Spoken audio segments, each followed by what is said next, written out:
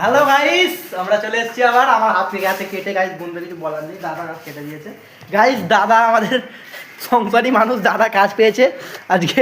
মুরগির খাঁচা তৈরি করতে হবে 6 ফুট বাই 3 ফুট। দাদা দাদা পেলাই খুঁজছে।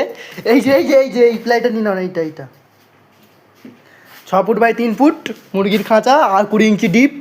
আবার তার সঙ্গে আবার পাল্লা করে দিতে হবে 8 ইঞ্চ কবজা দিয়ে। বন্ধুরা তোমরা দেখতেই পাচ্ছ কতটা কঠিন কাজ।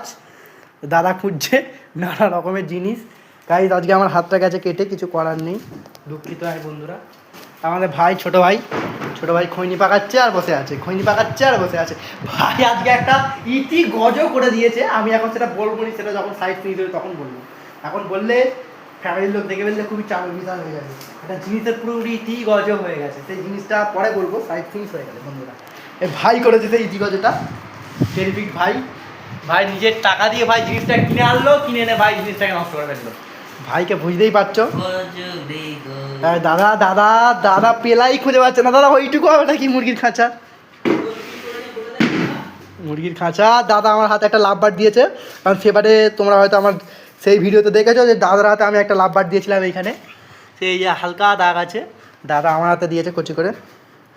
দাদা এইটুকু হবে নাকি দাদা মুরগির খাঁচাটা? কত বড় মুরগি থাকবে এই থাকলি? ভাই ডাকছে আমাকে, বলিয়ে করার দিকে ছোটো, করার দিকে মানো দেয় না দাদা। বন্ধুরা তো আসছি আবার পরের ভিডিওতে, নেক্সট পার্ট নিয়ে, মুরগির খাঁচা নেক্সট পার্ট।